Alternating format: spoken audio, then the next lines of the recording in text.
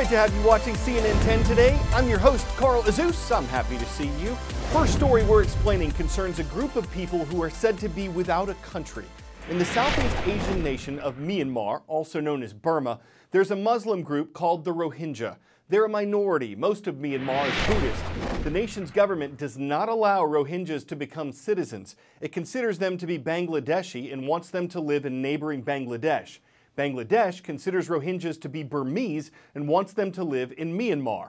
So the U.S. Central Intelligence Agency classifies Rohingyas as stateless. It says in 2017, members of a Rohingya militant group attacked Burmese government security forces. The international community says that in response, Myanmar's military launched a violent campaign to rid the country of the Rohingya. The Burmese government says it's only targeted terrorists, not civilians. But hundreds of thousands of Rohingyas fled across the border to Bangladesh. And there, in refugee camps, the U.S. government worked with human rights investigators to interview Rohingyas. The results of those surveys were discussed this week in a report by the U.S. State Department. It says Myanmar's troops conducted a well-planned campaign of violence against Rohingyas, including murders, destruction of homes, and other violent acts. The U.S. labeled these as atrocities and repeated its call for the Burmese government to stop the violence, bring justice, and allow aid workers to get to the area. America also pledged more than $185 million in humanitarian aid to Muslims in the affected part of Myanmar, and it thanked Bangladesh for its help in caring for the refugees. Hawaii Volcanoes National Park is open once again, at least parts of it. It had been closed for 135 days following the latest eruption of the Kilauea volcano in early May. Dozens of fissures appeared in the Earth's surface. Lava shot up and flowed out over an eastern area of the Big Island. People were forced to evacuate, and hundreds of homes were destroyed. The state's economy was also affected. It's largely dependent on tourism, and the eruption kept many visitors away. Hawaii's Department of Agriculture says farmers endured millions in losses to their land and crops. And one interesting side effect of the eruption, lava flowing into the sea added new land, almost 700 acres to the Big Island. And Hawaii's largest freshwater lake, which once had a water depth of 200 feet, is now filled with lava. Visitors are streaming back into Volcanoes National Park to see how it has changed. Our part. Excited visitors lined up to learn more about Hawaii Volcanoes National Park. Many had been here before, but heard about the changes since May. Rockfalls and powerful earthquakes closed the park for 134 days. I can't even describe how excited we all are and how emotional this is right now. It was a soft opening because so much remains closed for safety reasons, including Thurston Lava Tube and the most popular place to see Hale Ma'uma'u Crater and the Lava Lake, Jagger Museum. Jagger Museum was the closest you could legally get to Hale Ma'uma'u and to see the lava lake. But of course that is now very unsafe to be there. But that didn't stop hundreds of visitors who wanted to see the park as soon as possible. To see how it's changed since last time I was here about a year and a half ago. This man was visiting Oahu from Brazil and booked a flight when he heard about the reopening. I'm going to begin to visit the national park. For me, see the volcanoes. My first time I will see the volcanoes. Wow. It's grown so immensely. It's just gigantic. Gwendolyn Hill has a tour company, bikevolcano.com. Since the eruption began, business has taken a huge hit. She's excited to show tourists the changes Monday when the bike tours start up again. 10-second trivia. Where would you find the tallest building in the world? Shanghai, China, Seoul, South Korea, Dubai, United Arab Emirates, or Abu Dhabi, United Arab Emirates? The current record holder for world's tallest building towers over Dubai, United Arab Emirates. Dubai's Burj Khalifa stands more than 2,716 feet tall. If you took one Empire State Building and stacked it on top of another, it'd still be shorter than the Burj Khalifa.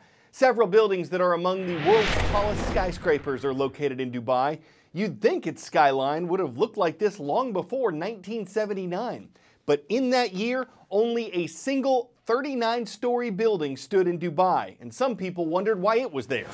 There are over 900 towers in Dubai, and every single one of them has been built in the last 40 years. Before that, Dubai looked like this. Then in 1979, this. a 39-story building in the middle of the Arabian desert. This is the Dubai World Trade Center. It was the tallest building between Mumbai and Athens, including the whole of the Arab world. So that made an impact. That's Guy Gilmar, the Trade Center's first employee, general manager and director. The Trade Center stood alone in the desert, and people were extremely puzzled why a high-rise building would be put up in open land. I think it's probably a world first. It even got a visit from Queen Elizabeth on opening day. She arrived by car, was introduced to everybody before going on into the building, including me, of course. And of course we flew the Royal Standard, which I think is quite unusual.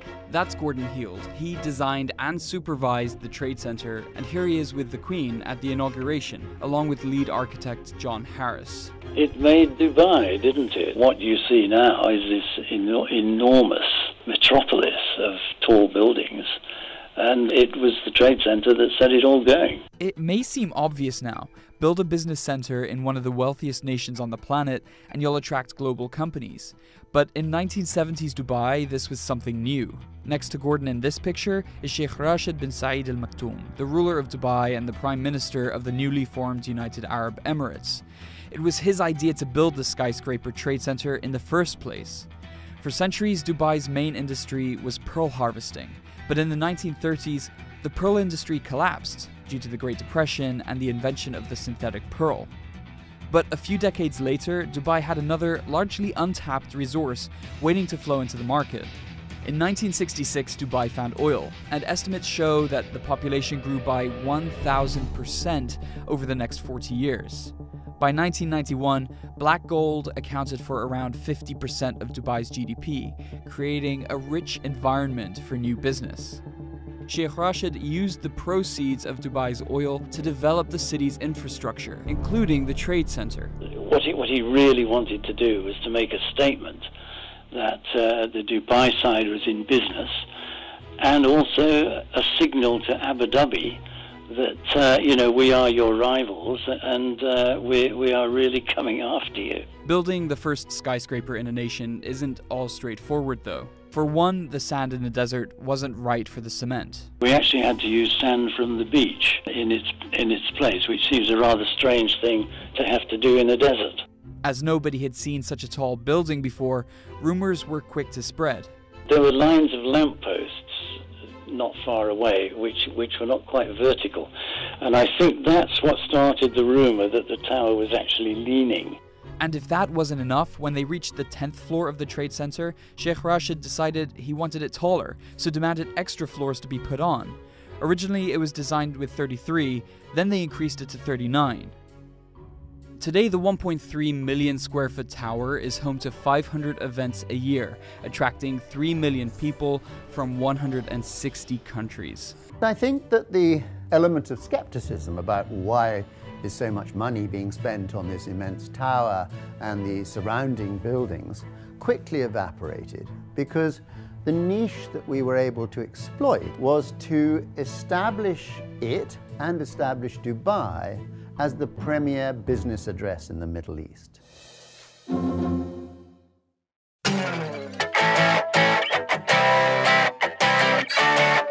Wildlife photographers often capture images that we'd rate 10 out of 10, and this is no exception. It's a moose appearing to stick out its tongue at the camera.